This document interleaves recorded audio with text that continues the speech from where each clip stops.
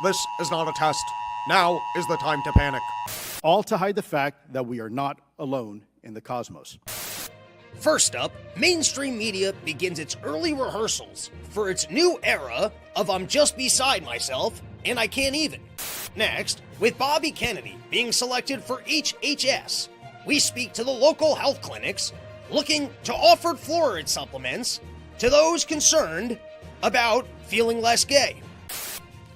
Next, details on how much actors were paid to support Kamala Harris, and why some are saying that showing enthusiasm for Kamala was the most challenging role of their careers. And lastly, we speak to the Oval Office yellers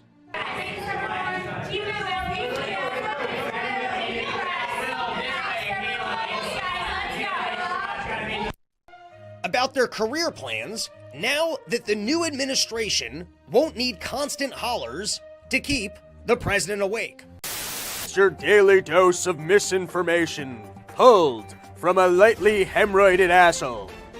It's today's Run Your Mouth!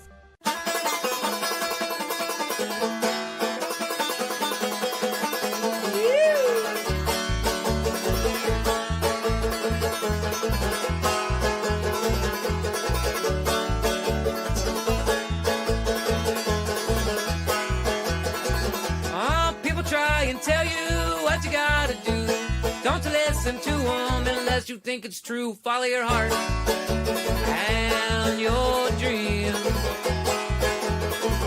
Follow your heart and your dreams.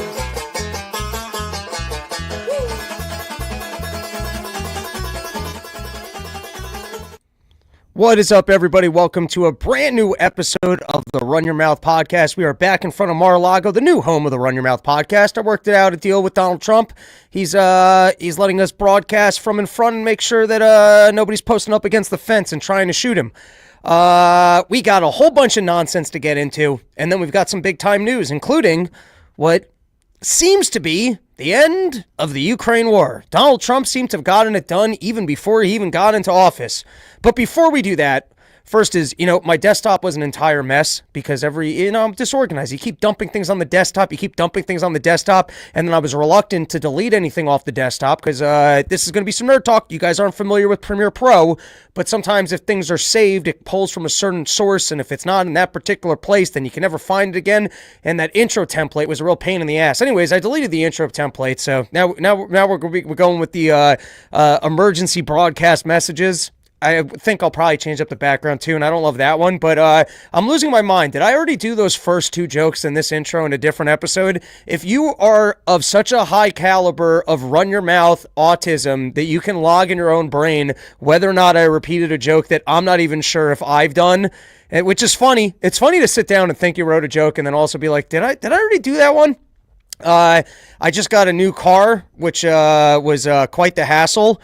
And it was a funny experience because, the system will wear you down. You show up to the first dealership and you get some lady and she just wants to waste as much of your time as possible because she assumes if she wastes as much of your time as possible, then you're going to be pot committed, and it doesn't matter what the car costs. It doesn't matter what changes they make. The further they drag you down the line of having invested your time, the more likely you're going to be like, just fuck it. I'll take all the warranties. No, I guess the financing didn't go through. I'll come up with the cash out of pocket. Yeah, sure, I'll work here on the weekends to work off the debt of the thing that I couldn't actually play. And sure, yeah, no, I didn't even need a car with tires. Honestly, if you can just give me the rims and I'll figure it out from there. I mean, after we spent 7 weeks here, it's like an interrogation where, they keep changing the temperatures on you. They're offering you too much water. They're taking away the water. And anyways, I passed on the Subaru. I've been a long-time Subaru person, but after my most recent Subaru died on me after 140,000 miles, I wanted more out of that thing. And for all you people out there going, why don't you just fix the car? Oh, you don't even know anything about cars. Just get in the comment section going, oh, you don't know anything. I know everything about cars, and cars are supposed to last for 200,000 miles. Well, you don't know the way Subarus operate because they put out a whole run of bad Subarus where the engine gaskets are not even worth repairing. And don't tell me, oh, it's because you didn't do my oil change. I did all my oil changes, okay? I did the top engine repairs. I did all the things you were supposed to do. And does your mechanic tell you when you bring it in at 100,000 miles of, hey, by the way, these things don't last past 140? Of course not. They do all of the repairs. And then at 140, when the gasket starts to go, he goes, oh, yeah, that happens with these. You know, it's probably not even worth repair. Anyways, you know, this is why I don't read the comment section. You just go about your life, and you're having a nice day. And then these little fuckers with the things that they put in the comment section just rings around you don't even know. You're just having shower conversations like a homeless person while you walk around about random idiots on the internet and the things that there was no reason for you to even read, and they probably didn't even mean it when they said it. Although sometimes the information in the comment section is helpful.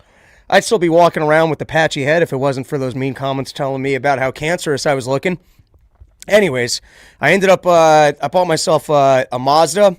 And that took 2 days at the dealership.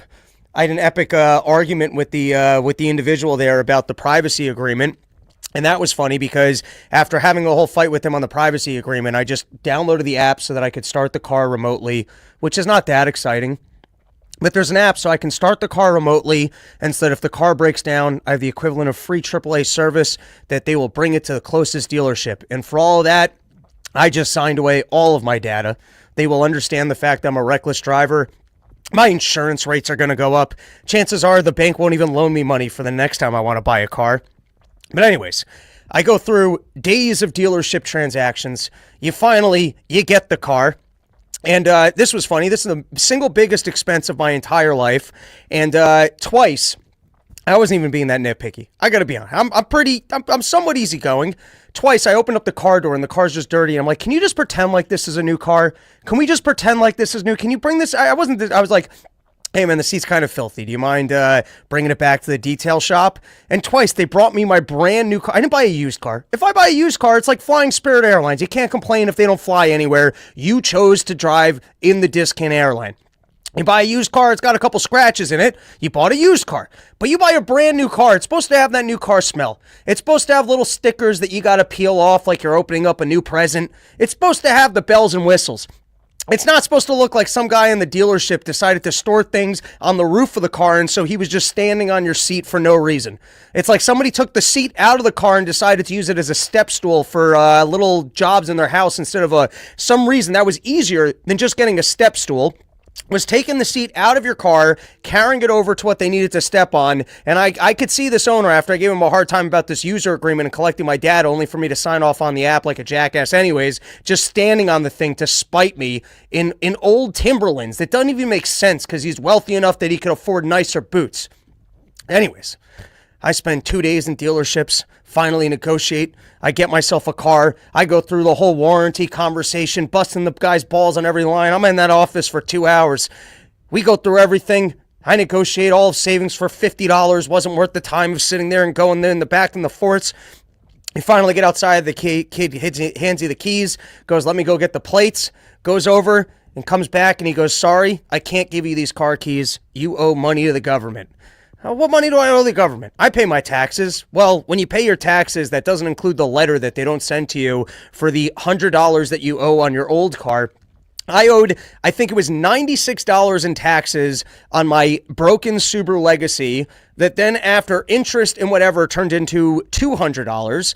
And then I have to show up to an office in person just for them to process the payment. And now I thought this was funny. I thought that this was funny that you interact with the government in person and it's like a drug deal where of course they're in the government building. They got all the security in the world, but they're behind booths because I guess people must freak out on them. The only time you see bulletproofing like that is if you decide to go to a KFC in the hood. They don't even have booths like this in the bank. Even at the DMV, they don't have people in booths like this where people are freaking out. But you go to the government building and they've got these women behind bulletproof casing as if you went to a Kentucky Fried Chicken in the hood. And not only that, but they won't take anything but cash. It is cash or nothing. So, make my cash payment. And then you got to wait 2 more days for your car now. You know, you pay your taxes on your brand new car. You pay your annual taxes. You pay taxes when you earn the money. Then you pay the taxes when you purchase something. And then you pay the additional taxes on owning something. And then this was fun because I actually went to the government office and I paid it. And I said, just for my own education, in the future, how am I supposed to make this payment? When am I made aware of it? What is the process? And they go, we send you a letter every July, and then you can go online and you can pay. And I go, wow, that sounds a lot more convenient than finding out 2 years later when you're trying to purchase something, having to show up here with cash in person. That sounds like the better thing to do. Now, would you mind telling me where I get this letter? Because I don't think I've ever seen this letter before. We can't do that in this office. Thank you. Thank you. All right. So I finally take care of that. I gave them a hard time about not handing me a clean car. And I see you in the comments calling me a full Karen. A full Karen for buying a new car and not wanting to look like your seats were stepped on? Ruber turd, I invite you on this show. The new show is called Rob Fights the Idiots in the Comment Section. Rubertard, you come on the show and tell me how I was being a Karen for wanting new seats that look nice in the car that you're spending a lot of money on. All right. For me, money's relative. Anyways, so now, it's 3 days into my adventure. Sometimes I can't tell if everything takes forever or if I'm just retarded. And I think it's partially that I'm retarded.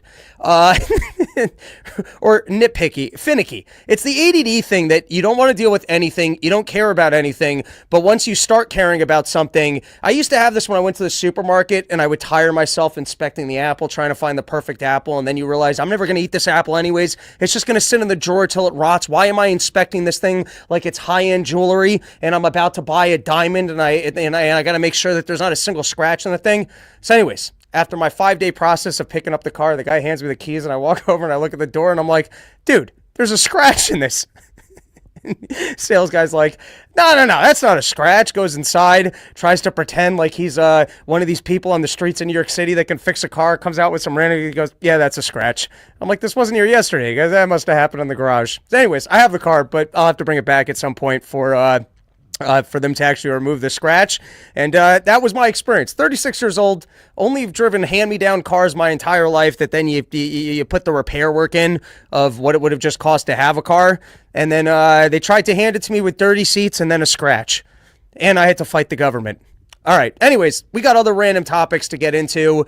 I will say this about, I don't think money makes you happy, but it can help you be a little bit less miserable. Because also on the day after I bought this, car, I saw the announcement that now they're going back with the congestion pricing in New York City, which I've already screamed and hollered about. It's the unfair thing about the government. You think, oh, wow, I bought a home. And then all of a sudden they change the property taxes and you can't afford your home. And then you start evaluating your life and you're like, oh, yeah, I can move here and I can afford to drive here and I could pay this toll. And they're like, nope, here's another fee. And let me tell you, if I had kids to feed, I would be returning the car right now. Anyways, we are going to get into the news, but we've got more random horse shit that we have to talk about. Quick commentary on the Infowars sale, because there's something about that whole shenanigans that I don't understand. And listen, we already got into it. Summary judgments or whatever the hell that is doesn't seem to make sense to me, that he didn't actually get to plea his court in case. He didn't actually get to be in front of a jury of his peers. Even if it's true that there were shenanigans going on behind the scenes and his lawyers weren't being honest, and so the judge made a judgment, that still just seems like an unfair system that at some point in time, I think you should actually be able, that seems like a recipe for corruption if a judge can just make decisions without the information ever being presented to a jury. Maybe it doesn't happen in criminal stuff. I'm like Charlie Day over here. I don't actually know how the law works. And so then, it was very clear, though, that it was for censorship. The lawyers even said that we're going to make sure that he can't do this to anybody again. And so they put up Infowars for auction. And I guess it's part of the bankruptcy proceedings that he owes $1 billion. He's going to be that. This is just the part that I don't understand. And I invite you guys on robsnewsroom@gmail.com. If you can explain this to me, you can shoot me an email. If you're Alex Jones, isn't the product just you and the supplements that you sell? Do you really care about I'm just saying, it's like, isn't it more important to you just your future income stream? If somebody wants to take the Infowars name and then that's now a defunct company, but you can just relaunch as Alex Jones Uncensored or whatever the hell you want to whatever you want to call it, and now your earnings are actually yours, isn't that just a win? I don't understand the whole hoola about actually owning Infowars. I understand, it would be annoying to me if you seized this studio. I got a lot of equipment in the studio. I've built the studio. It'd be a pain in the ass to put together a new studio. But at the end of the day, if I can continue to do this and just get on somewhere else and just continue to talk, and then you get the support of the Oak Kratums, you get the support of the Sheaths. That's why I don't have to, by the way, the most fucked up I've ever been in my entire life was when we did the Philadelphia porch tour, and someone told me that they had the Energy B shots from Alex Jones, and my God, was that the most jittery. I was like, I understand why he talks this way, why he yells this way, why he has crazy thoughts, and why he thinks that I understood Alex Jones in that moment. They might as well have called it Alex Jones juice, because I turned into Alex Jones for that show.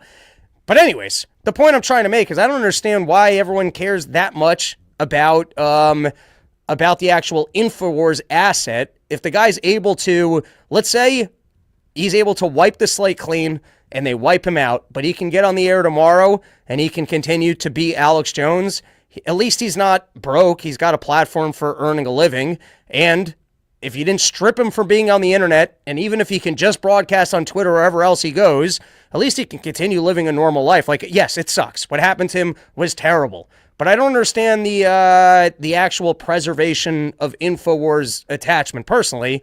And particularly, if you can just wipe the slate clean and go, fine, the Onion knows Infowars now, and you guys have my old studio space, but we're back in action. Like, that sucks. What they did to him, they did him dirty. But then at the end of the day, it's not like the judgment was, hey, you're not allowed to work anymore, or you're a slave, and every time that you do work, you owe us money. Do you guys watch that Tyson fight last night? Oh my God, they did us dirt. We're all a bunch of suckers.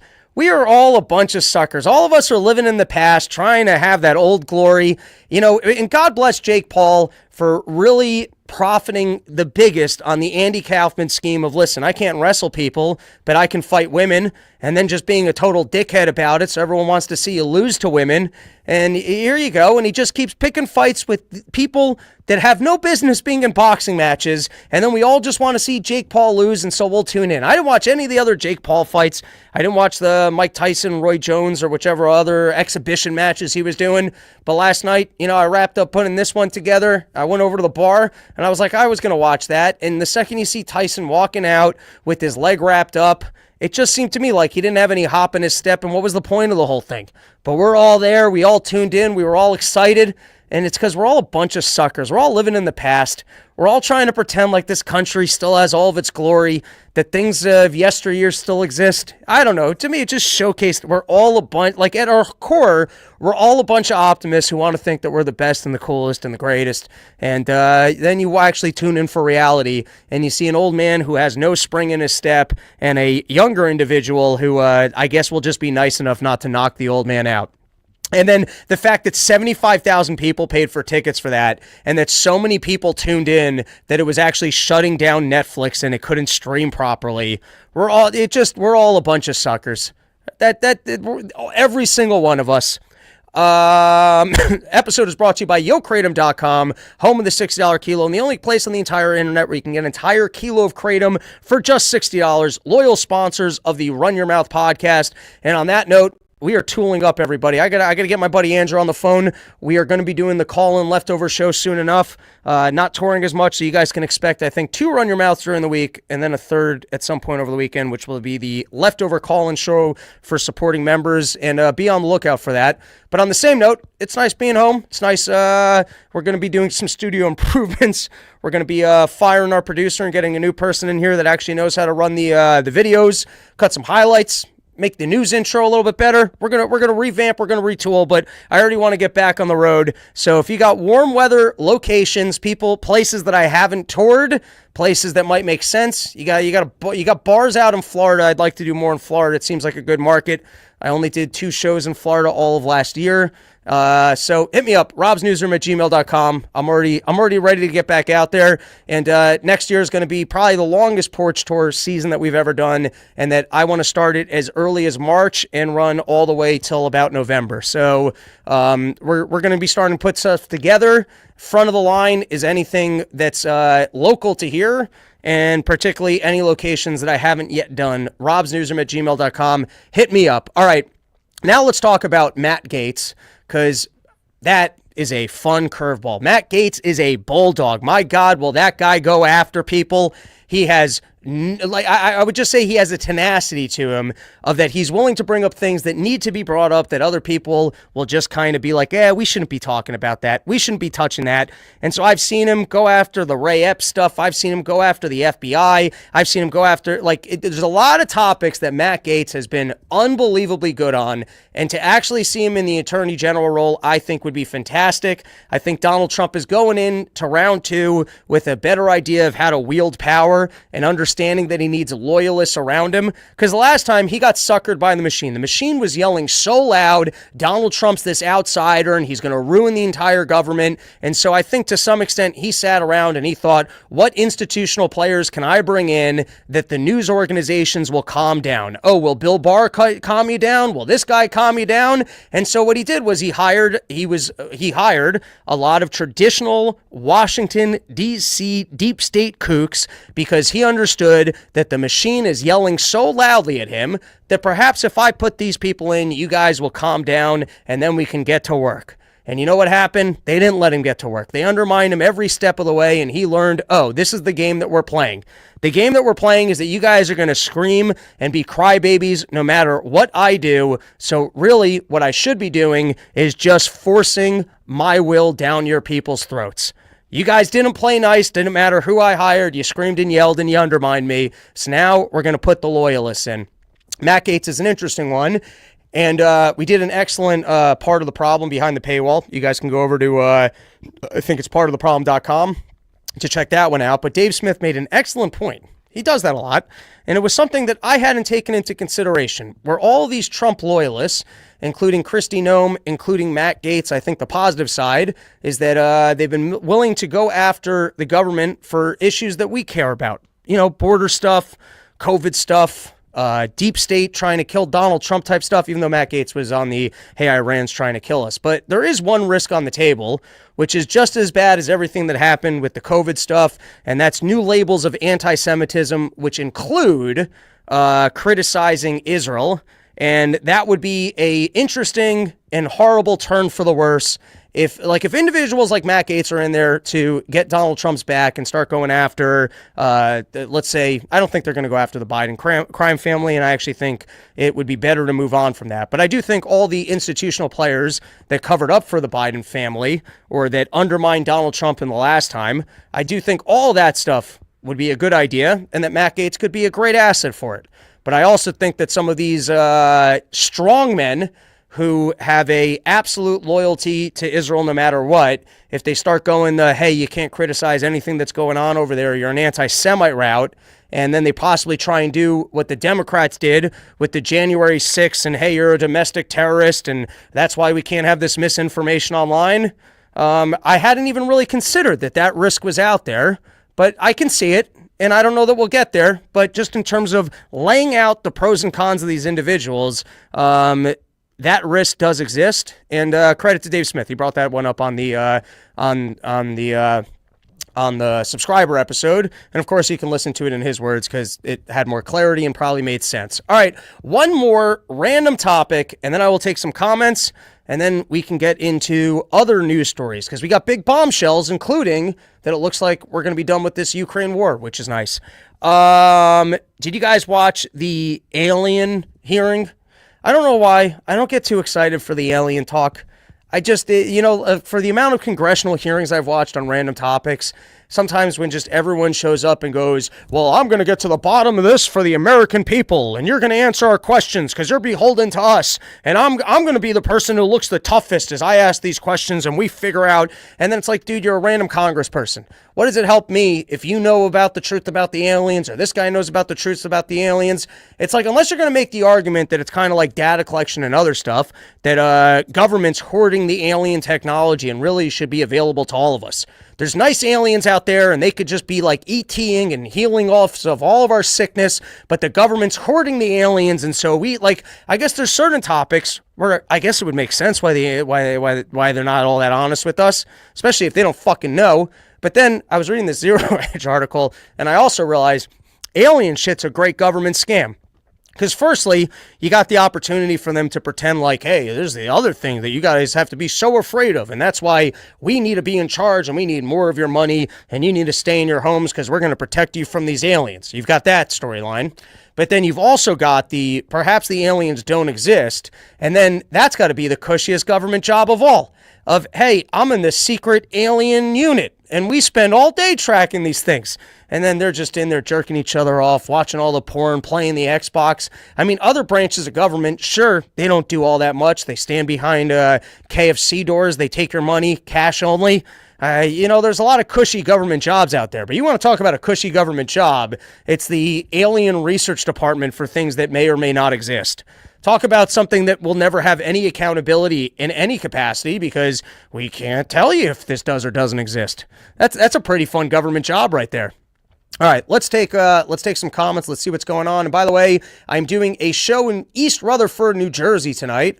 So if you're out in the area, come hang out. All right, let's take some comments. Robbie, take calls. I will in the future. We're gonna start doing the leftover call-in show, and then maybe once we figure out how to take calls, maybe where I typically take the live comments, we can start taking some calls. New Jersey sucks on retro fees. I don't know what that means, but I'm willing to believe that government sucks on fees that they charge you.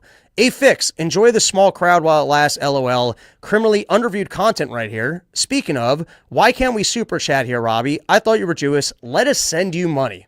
A fix. I would love to take your money, but I have not monetized on YouTube in any capacity because I feel like once I do, that will be the death of the channel. But, we're going to figure out some new ways in the future for you guys who would like to support the show to support the show. A fix. I'm a live producer for a dude with 170K subs for multiple years, LOL. I brought him to the Philly show. Mike Heiss was the only dude who noticed him, haha. Happy to give production tips. Shoot me an email, robsnewsroom@gmail.com. Runaway Slav. Robbie's no longer a lesbian driving a Mazda, now just a white single mom. I think you wrote that wrong. I think you meant a lesbian driving a Subaru, and now I'm a white single mom, which I'm okay with. Spike. Yes, the deep state government is so evil that they would be willing to ruin our own. I don't know. There's a little too much going on there. All right, we'll take one more, and then we're moving on. The only alien ET out here is ME, a.k.a. extra testicle. How many testicles you got, Zigzag? All right, let's get into it. First of the show is we've got Joe Biden willing to sit down with Hitler himself, willing to sit down with the man who will be ending all of democracy as we know it. And so here he is in the Oval Office, willing to shake hands. And here, we can play it for a second, and then I'll give some commentary, and you guys can let me know if we have sound. Well, Mr. President-elect and former President Donald, congratulations. Thank you. And looking forward to having like we said, a smooth transition. Do everything we can to make sure you're accommodated, what you need. And we're going to get a chance to talk about some of that today. So good. Welcome back. So Joe Biden sitting down, being gracious, saying, hey, we'll give you everything you need. We understand that you won, and let's have a smooth transition. Let's so firstly, I like this about Donald Trump, that I think behind closed doors, he's such a nasty son of a bitch that he's willing to move on from you being a nasty son of a bitch. He doesn't care. He's like, hey, it's all for sport. I understand what we were doing here. You want to be nice to me, I'll be nice to you. He won here. He's willing to be a gracious winner. He doesn't need to punish other people. He'll shake your hand, let you kiss the ring, and be like, all right, it's all good. I get it. We were playing a game. You tried to investigate and kill me, and you weren't able to do it. And I'm still here, and I'm taking your job, and we can move on and be friends. So, respect to Donald Trump on that one. We did only get to see 2 minutes of what was supposedly a 2-hour meeting, and I'm just guessing that right after they shook hands and the cameras turned off, Donald Trump just turns to him and goes, you can go back to sleep now. You need me to read you? You want a lullaby? I'll sing you a song. What storybook does he like to read before he goes back to sleep? I'm willing to read it. I'm a nice guy. I'm here. You got the fire going. I'll even tuck him in. Joe, you got a blanket? You want me to give you a blanket? I'll put a blanket on you. All right. What else we got? RFK Jr. scorns Trump's fast food habit, really like bad and poison, which it is funny to have this guy who's young and spry for an old man couldn't have a less healthy diet, and then him hiring the person who is going to, put us all on steroids, have us look like Iggy Pop and, live better lives. But firstly, I like that press conference of, basically RFK Jr. up there going, I don't even know how he's still alive. I don't know how anybody eats like this. And then here's what I'm predicting. I'm predicting that RFK Jr. finally gets fired when Donald Trump goes to eat a French fry and it just doesn't have its crispiness. And what the fuck did you do to my French fries? These used to be crispy and delicious. My Diet Coke doesn't taste good anymore. I'm getting rid of that RFK Jr. He made the mayonnaise no longer good. I can't have it. I need what I like to eat, and that guy ruined it. We've all had that, where they make some chemical illegal and the delicious food is no longer delicious.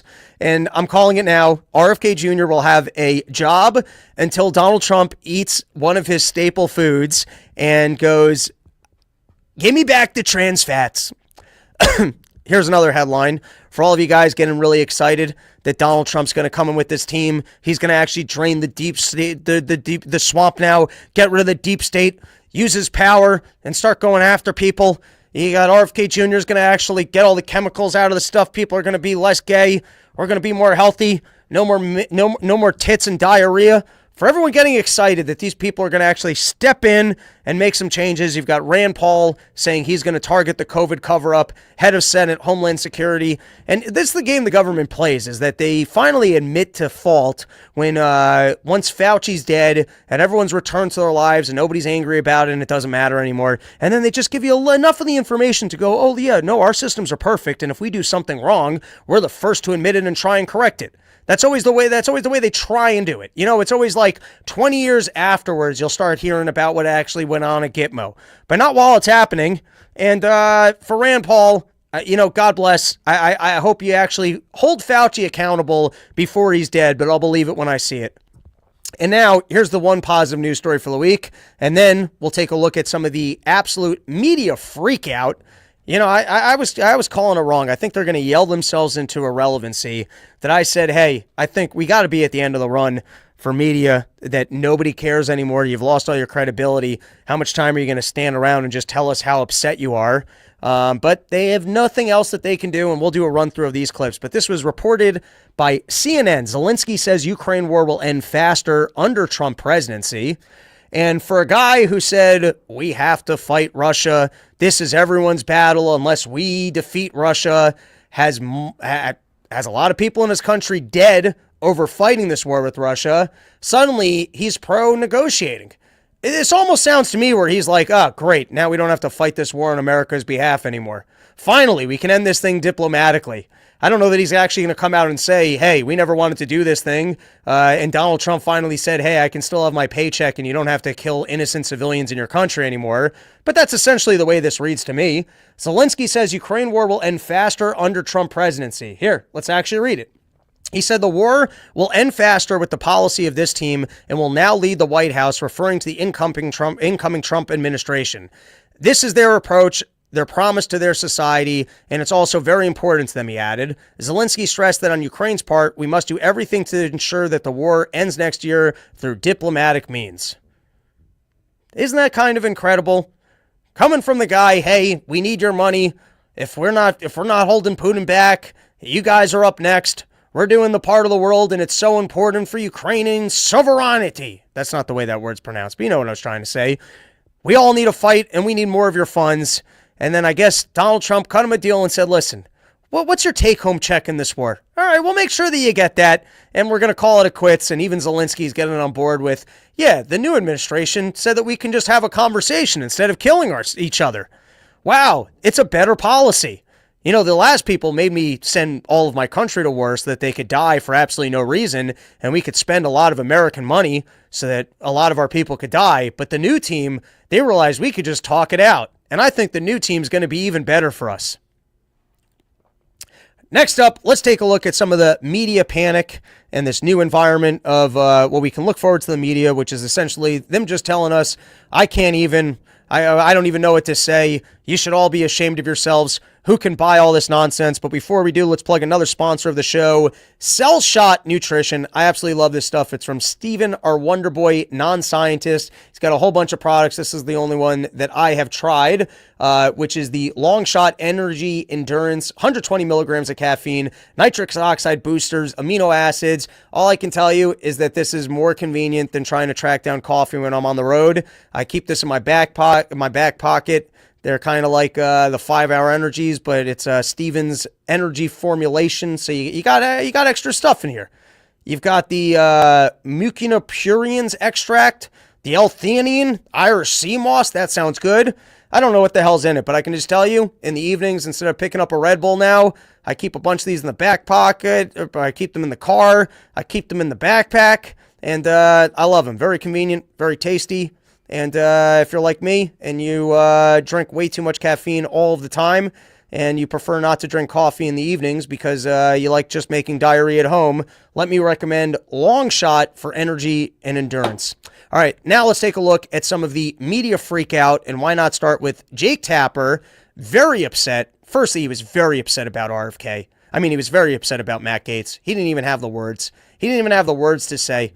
He was very upset about Matt Gaetz. And now here you also have him very upset about RFK Jr. Let's give this a watch. To steer clear of politics, but this really isn't about politics, because this is somebody who has been, Robert F. Kennedy Jr., who has been pushing quackery, who has been pushing lies, who has been pushing conspiracy theories. You've been talking to experts in the health community, the medical community, preparing for him, RFK Jr., to be given some sort of role in health. What have they said to you? Well, you know, it's not often that the entire medical and public health community is going to be in lockstep on something, but they're pretty close on this in terms of their significant concerns. Lockstep? I don't know. Kind of like COVID? I mean, what credibility do you people have after rolling this doctor out as the COVID doctor that we were listening to for 3 years, telling us that we all have to stay home, not kill grandma, take the booster shots. If you already had COVID, it's still important. Why not get one shot, Joe Rogan? Sure, you're healthy, you already had COVID, you have the natural immunity, but, you know, I'm the doctor and we're still recommending one shot. What's your fear against one shot? What are you, some kind of chicken? You don't like a needle in your arm? But here they are. They just so upset. And with what credibility do you guys stand on that you've got your COVID doctor out here as, oh, well, we're CNN, we're the news network, and here's the doctor that we've appointed to tell you what the regime wants you to know. And so the guy who was more right on the COVID thing, probably the biggest, medical story of the last decade or so. I don't know. I can't remember any time any other medical thing was in the news or as relevant to our lives for as long as COVID was. And so here's the CNN team that got every aspect of that wrong, letting you know, how dare they appoint this other person who was right on that topic. Horror even. Somebody said to me today, I can't think of any single individual who'd be more damaging to public health than RFK. Keep in mind, I think if the reporting's correct and the job is the Secretary of Health and Human Services, that comprises the CDC. We just got through this pandemic. Comprises the FDA, comprises the NIH. He's talked about wanting to basically strip funding for infectious diseases overall. Again, just coming out of this pandemic with concerns about other viruses and things out there. The challenge. I love it. You guys, with what credibility? And on that note, here's Jen Psaki talking about the new media environment. And you have to understand what these people are complaining about is competition. It's such a government storyline. If you can have government protection so that you don't have to compete with other individuals, that's easier. And the way that you do it is by always saying, hey, if people can come into this and compete, it will be dangerous. And that's what everyone's claim is. Take any industry. You name it, the claim is, well, we can't have other people coming in here and competing because that would be dangerous. It's only the safety and protocols that we can bring to people with the way that we do the job. And so that's why government needs to make sure that nobody can compete with us and step in and possibly do a better job and win over customers and provide value and then showcase the fact that they're actually better than us at the thing that we're claiming that we're good at, because that would be dangerous. If other people were possibly able to provide these goods and services in a free environment, and we couldn't continue to do what we're doing because we actually can't compete with them because they're better at it. This is always the claim. In every industry, if you can have government protection come in and say that every one of your competitors is dangerous and that's why they can't exist, and so then you can continue to do your thing without having to compete. And that's essentially what Jem Psaki is saying here. Let's give it a listen. One of the things that's changed even since I got involved in politics is just the rise of the percentage of people who get their information off of platforms that have no fact-checking mechanism and no accountability for having disinformation spread, right? What accountability was there for Russia or COVID or any of the topics that you guys have gotten wrong for years on end? If the issue is that there needs to be some sort of a mechanism where people are held accountable for getting things wrong, how do these organizations still exist? I mean, if anything, they should be in the biggest piles of debt for defrauding the American public of honest information. But here she is. People like me can't exist doing this because what mechanism exists for fact-checking me? All right, well, what's our track records? One of the things that's changed even since I got involved in politics is just the rise of the percentage of people who get their information off of platforms that have no fact-checking mechanism and no accountability for having disinformation spread, right? And as you know well, and I mean, when I got started in Democratic politics, you know, most of it was like local TV ads. That was what it was about. Obviously, national TV, local print. Those local TV is held to a higher standard of accountability than social media platforms in terms of having accurate information on their platforms. That is crazy. And so it is, how does it change? The only way that I can continue to have my job is if the only talking points available to you are the regime propaganda talking points, because if I'm actually forced to compete with other people providing actual news analysis, well then clearly who would be interested in my pre-approved horseshit? All right, here is an interesting comment coming from Mega Man. He is angry about losing Infowars because he's losing the archives of the show, supposedly. Now, that's interesting. I would think, though, that, like, in the environment we live in, if I was Alex Jones, then what I would have done is I would have just made the entire archive, just public domain, so that, you know, no one can then claim ownership of it. But I guess if someone else then I don't really know how that works, but that seems to me like so what are they going to do? They're going to take this entire archive of content like an old record company and say that they, like, when you have a movie deal and your movie deal falls through, but then the studio owns you and you can't actually go do any work. So that's what I was saying, is that it's interesting if they actually owned Alex Jones and so then he's not allowed to go and work. But even the archive seems to me like he probably could have circumvented that and just, you know, or maybe if you're going through bankruptcy, you're not allowed to just, you know, divest assets or even just relinquish assets. I don't know. I guess I don't know enough about it, but that's interesting. I know Alex Jones tried to archive some of it, but a lot of it hasn't been saved. Also, you know, to some extent, I don't actually know how valuable archives for past news and information is. Like, you know, I mean, Run Your Mouth has had a lot of funny moments over the years, and we've definitely talked about things that weren't just pure politics, and there are even political conversations, for example, around things like healthcare, which is relevant today as they were maybe 4 years ago when I was yelling about it, but no one watches the archive. And I'm going to guess for Alex Jones that there aren't too many fans out there that are going through a trove of old episodes. My guess is the extent of which the episodes that you go through are probably clips that just exist on the internet. And also in the way that old clips exist, for example, I have watched a lot of old O&A. Every once in a while, you go down that wormhole and you just start listening to all the hours of Patrice. I mean, the gold mine of the O&A archives, if you've never taken that trip, it's worthwhile. It's better than any of what any of us are doing is those old O&A archives. Particularly, I would vouch for all of the Patrice O'Neill appearances. But that's just online. I don't think Opie and Anthony or SiriusXM were actually making any money off of that.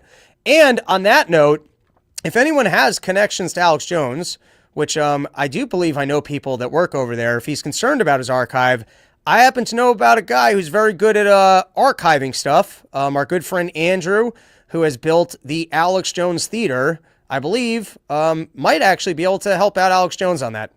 A fix, it's the offhanded predictions and explanations of complex stuff that has real archival value. Hey, maybe we'll get in touch with Alex Jones, because I might have exactly the guy who can help him with his own archive, if that's actually an issue. All right, next one. Here we go. Someone feels uncomfortable. Oh, all right. So this was a topic from last week. I actually just didn't cover it, but there was conversations that apparently they were busted. They even found the form, and then they threw this lady under the bus. And let me actually tell you guys what happened. So FEMA, I guess they're supposed to go around in these disaster areas and let you know what they're able to do to help you out.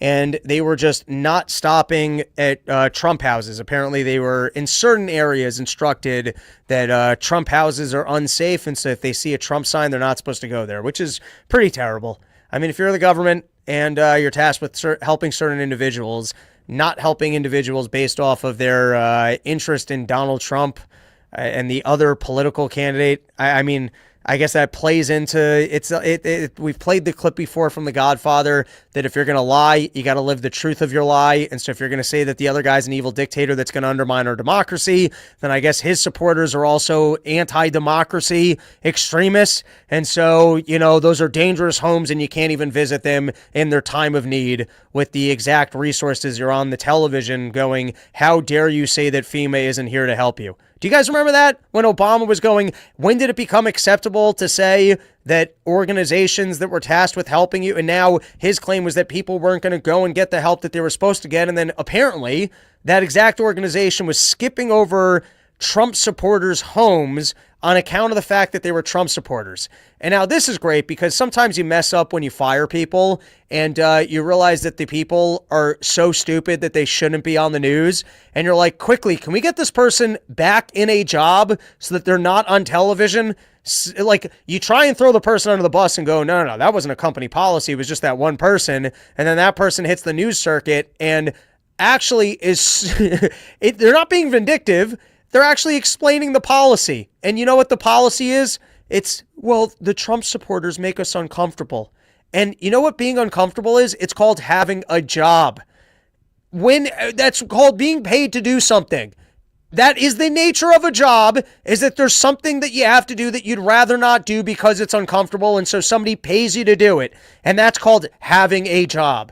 Can you imagine? You don't do any work at your job and then you just come back and you go, well, that made me uncomfortable. And the entitlement of people that we live in a world where it's a valid excuse to go, well, because everything can make you uncomfortable. That's an excuse to not do anything. And it's a great excuse. It's very feminine. Well, it was uncomfortable. Are you saying that I'm supposed to be uncomfortable? Well, is it mental illness that you're uncomfortable? Oh, that's invalidating my feelings. Here we go. We've got this lady talking on behalf of FEMA and explaining the policy to not stop at Trump homes that had a Trump sign in front of it. We can't go to that home. If you have loose dogs and someone on the team is comfortable with dogs and another person is not, we can't go to that home because of safety precautions. So you feared the Trump... Which, by the way, even that's a little... Okay, I understand that. You're not comfortable around dogs, so you're not going to go to... But that's not an objective safety standard. Like a loose pit bull... Even the person who's comfortable around dogs, you might say, hey, listen, if there's a loose pit bull, we're recommending you don't go into the home. And someone could go, I'm actually really good with dogs. And then you could go, yeah, but we don't want the liability of you going near a loose pit bull. Whereas if there's a dog that's not threatening or not, like, in other words, you guys kind of get what I'm saying. That's not a real standard of my personal comfortability. It's either the situation is dangerous and then nobody should do it because you don't want to take on the liability, or it's actually safe. And even if you're uncomfortable, maybe you should have to do it, or at least report back and say, hey, someone's got to go visit this home, but I'm uncomfortable because there's a dog there and I don't like dogs. And then that's up to your manager to basically decide, well, hey, man, that's the job. And if you don't feel comfortable going to homes, or it's not safe and nobody can do it. You guys kind of get what I'm saying? All right, let's replay it. And feels uncomfortable. we can't go to that home. If you have loose dogs and someone on the team is comfortable with dogs and another person is not, we can't go to that home because of safety precautions. So you feared the Trump houses. The people on FEMA were fearing the Trump houses like they were fearing people with vicious dogs in their back. Good question. Let's see how she handles it. Yard. Exactly, and that's based on the trends. You can ask FEMA. Oh, I don't know if that's all the clip is, but there you go. Yes, exactly. We feared Trump supporters, same as loose dogs. And so therefore it made sense for our own safety not to go visit their homes. Once again, everything, it's not safe. We're scared. And all right, I think I've got 2 more news clips. Here is Van Jones. And here's another thing that they always like to do. And I see this all the times with contracts. Someone will put something into a contract and you go, hey, can we proceed without this? And they go, well, I would never execute that clause. And then you go, cool. So then can we take it out? Well, no, it's standard and it has to be there. But you said that you were never going to execute it and I'm not comfortable with it. Well, it has to be there. Well, then it does sound like that's important to you. So why don't we actually have a conversation about it? No. We can't have a conversation about that one because I don't even care about it, but it has to stay. And so I've noticed that a lot of times the things that they don't want to discuss and they don't want to have a conversation about, all of a sudden, oh, let's not play politics on that one. Let's put that on the shelf of things that we're not even supposed to have a conversation about, and let's just do it the way that I prefer. And then there's other topics that we can engage in this thing called politics. But this thing, this is above the political conversation. And sure, it's above the political conversation as long as it's the exact perspective as what I have. Let's give it a listen. He kind of was going out publicly, contradicting Howard Lutnick and saying, Trump has told me I can get essentially whatever I would like in this administration. I don't know what you want me to say. I am just at a loss because we're watching something happen in slow motion. By the way, I told you, we're in the new era of the news of the I can't even cycle. I don't even know what to say. I'm just beside myself that anybody could have this perspective and that we're so irrelevant for having lied for so many years that everybody is just not listening to us anymore. And I don't even know what to say about that. I'm over here with the right and perfect information that none of the voters or people are interested in. And the fact that nobody's just listening to me with no credibility, I don't even know what to say about this. That is terrifying. You know, the reason we have a great country is because there are pillars in place. There are columns and structures, just like in your house, columns and pillars that you don't see. But they keep things in a good place. They keep things in a good direction. We have healthy children because there are people who've made sure that there are things in place for that. And right now there's certain things that we just shouldn't discuss and we shouldn't look at, and just trust us on them.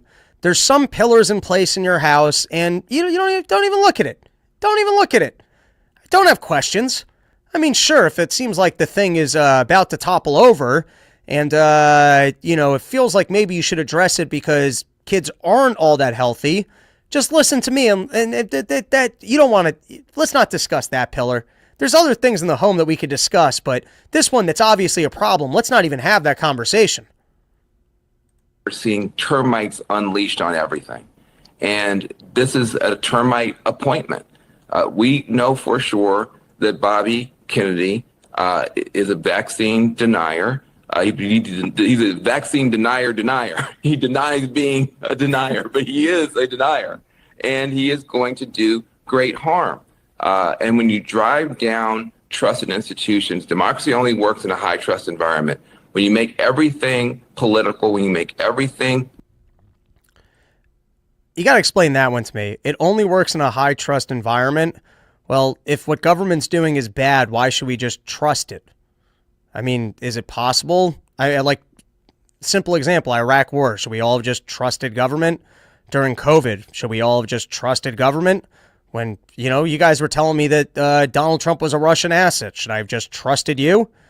What does that mean? Democracy only works in a high trust environment. Shouldn't the voters want to hold the government accountable? I mean, look at all the money that they're spending. We're supposed to just trust them? When Joe Biden told us we needed to be in this Ukraine war and funding it, should we just trust him?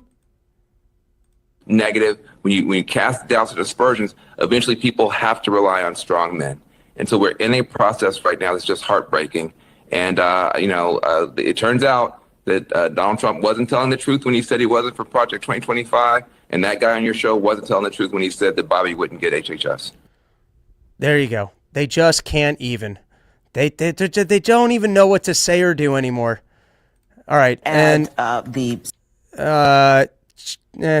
that interested in that clip. Let's roll one more clip and then we'll call it an episode. If you guys are out in New Jersey, I will be there tonight in East Rutherford with Lou Perez, Dan Natterman.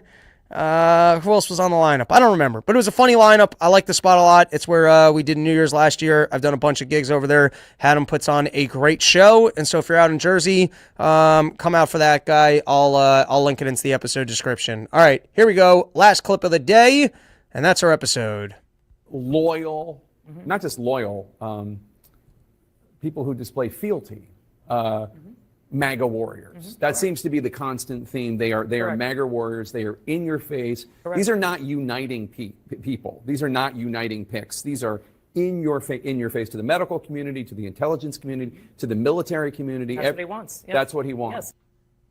Well, that's because, like I said at the top of the show, last time he tried playing ball, and it didn't do him any good anyways. All right, that is our episode. Thank you for hanging out with us. We will be back next week, Wednesday, with a new episode, and then probably another one over the weekend as well. And let's take a couple of comments, and then that will be our show. Affix, his first name means from, so his entire existence is a prepositional phrase and thus can be excluded from sentences. I don't know why I had to read that. Runaway Slav, there is no high-trust society where there are blacks. I'm going to slip that one. Affix, fun fact, the only country with the highest learning of Swedish on Duolingo is Sweden. I'm sure immigration had nothing to do with it. And then last one, Tucker Dixon, MAGA Warriors, kinda rips. All right, that is our show. Thank you for hanging out with us. Back next week with an entire new episode. Thank you to our sponsors, YoKratom.com, home of the $6 kilo, and CellshotNutrition. He's got a bunch of stuff over there, but if you're pounding the energy drink,